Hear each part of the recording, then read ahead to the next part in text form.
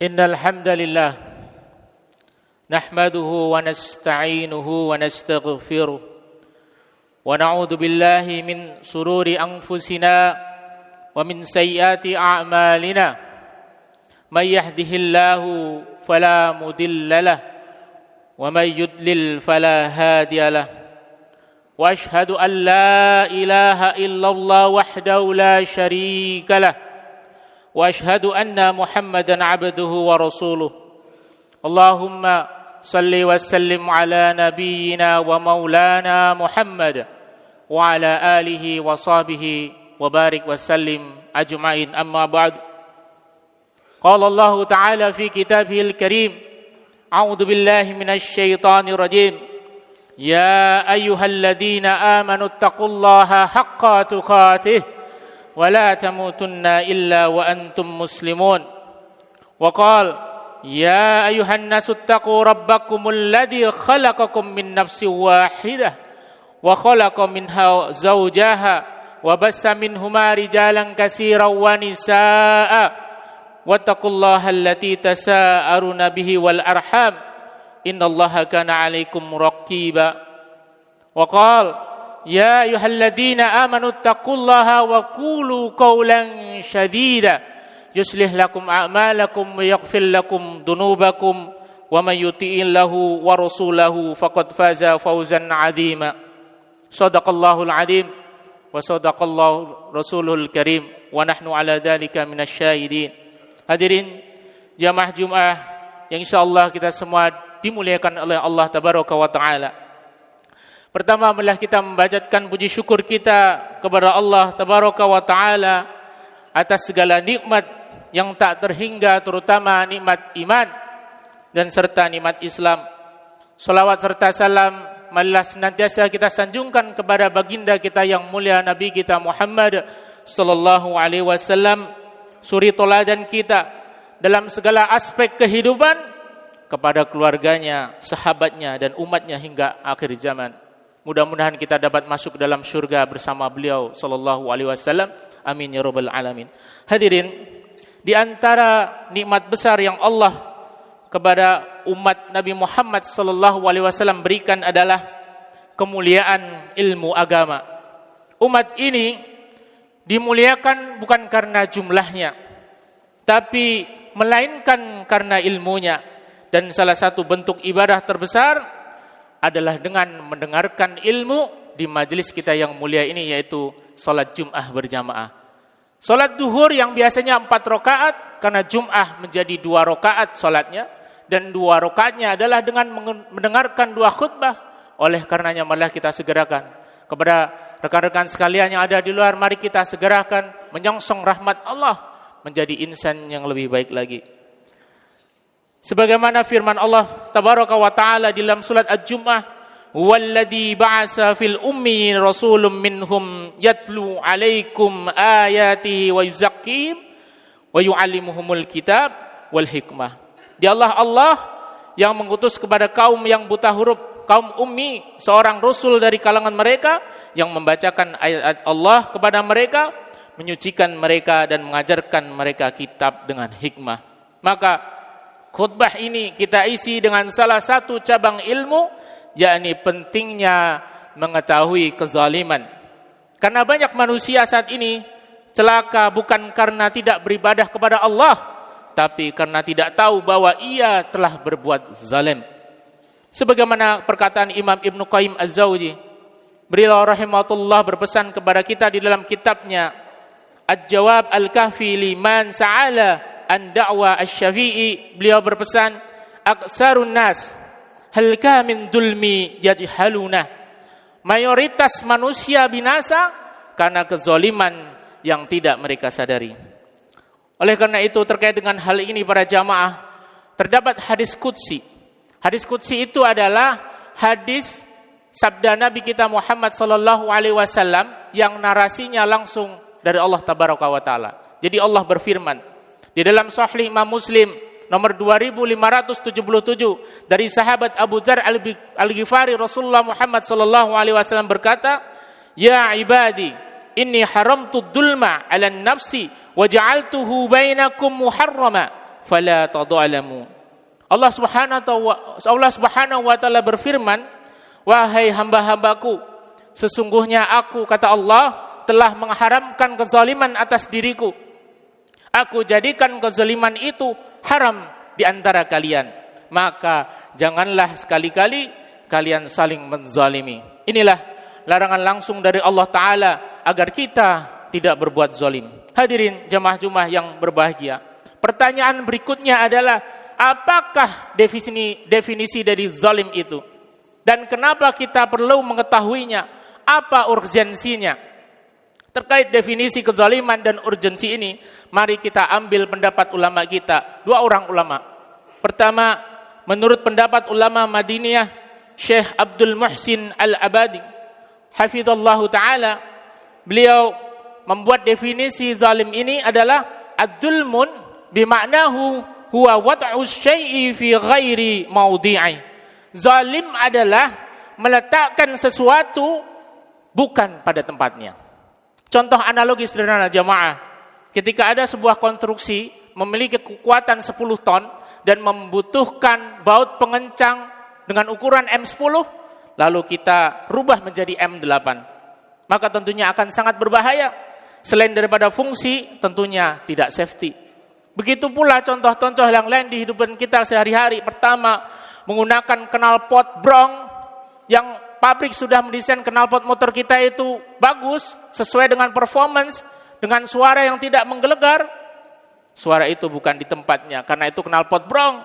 Itu bukan hanya merusak ketenangan, tapi juga mengganggu hak orang lain. Yang kedua, memasang lampu LED yang menyilaukan pengendara di depan kita, padahal jalan umum itu milik bersama. Menyilaukan mata pengendara lain adalah bentuk kezaliman, karena kita menempatkan cahaya tidak pada tempatnya. Ketiga, memarkirkan mobil sembarangan, menutup jalan rumah orang lain, menghidupkan sound system yang keras di atas 100 desibel, yang sekarang lagi marak di Jawa Timur. Bahkan dalam konteks kita sebagai karyawan sering kita lakukan tanpa sengaja. Sudah bel jam kerja berbunyi, kita masih juga berleha-leha, tidur-tiduran, bahkan main game online di gazebo. Na'udzubillahi min dzalik. Mudah-mudahan Allah ampuni dosa kita jamaah. Berikutnya jamaah, apa urgensi kita mempelajari kezaliman? Mari kita merujuk pendapat Imam Asy-Syafi'i.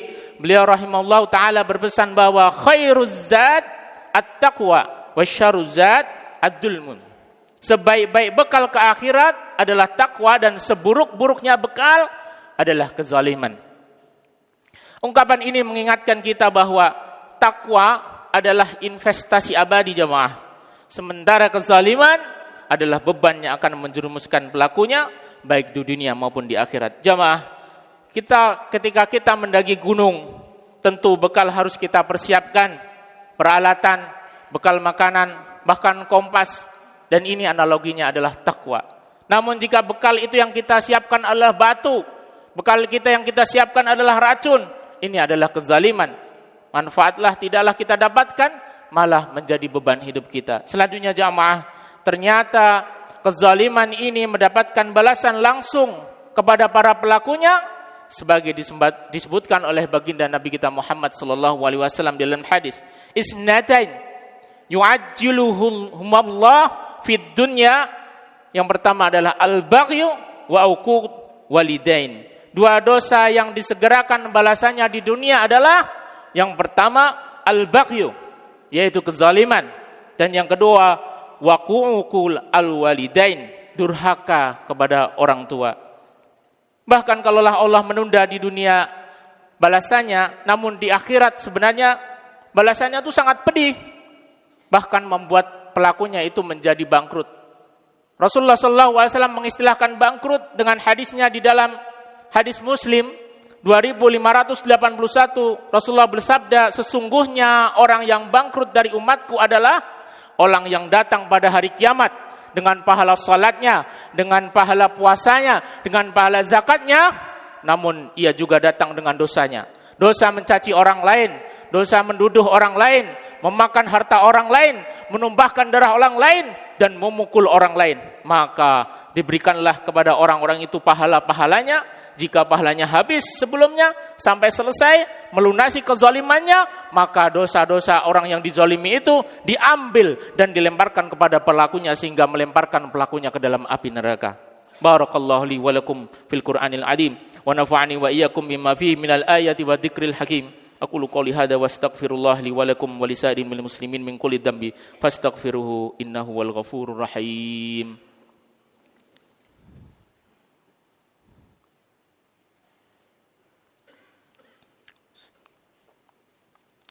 Alhamdulillahi rabbil alamin wassalatu wassalamu ala asrafil anbiya'i wal mursalin sayyidina wa maulana Muhammadin wa ala alihi wa sahbihi ajmain, amma ba'd. Hadirin jamaah Jumat yang dirahmati Allah, di khutbah pertama telah kita renungi bersama bahwa kezaliman adalah perbuatan yang sangat dibenci oleh Allah tabaraka wa taala, bahkan menjadi sebab bangkrutnya seseorang di akhirat meskipun banyak amalnya. Kezaliman adalah bentuk menaruh sesuatu yang tidak pada tempatnya, bisa berupa ucapan, bisa berupa tindakan, keputusan atau kelalaian terhadap hak orang lain. Ada beberapa pedoman agar perbuatan kita tidak menzalimi orang lain. Yang pertama, tidak menumpahkan darah tanpa hak, memukul, menendang, melukai fisik ataupun yang lainnya tanpa hak. Yang kedua, tidak mengambil hak dan harta orang lain. Yang ketiga, tidak merendahkan orang lain seperti menghina, meremehkan, menfitnah dan yang lainnya. Hadirin, perlu kita ingat bersama bahwa tujuan hidup kita adalah beribadah kepada Allah tabaraka wa taala.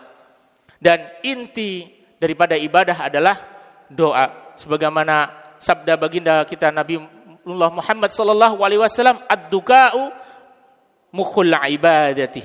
Doa adalah inti daripada ibadah. Ma'asyiral muslimin, banyak sekali doa-doa yang telah Nabi ajarkan agar kita terhindar dari kezaliman. Di antaranya riwayat hadis riwayat Abu Daud, Allahumma inni a'udzubika an adlima au udlam. Ya Allah, aku berlindung kepadamu dari menzalimi diri sendiri ataupun menzalimi orang lain. Kemudian doa populer yang Nabi Adam ajarkan di dalam Al-Qur'an, Rabbana zalamna anfusana wa illam taghfir lana wa tarhamna lanakunanna minal khasirin. Doa Nabi Yunus, la ilaha illa anta subhanaka inni kuntu minadh dhalimin.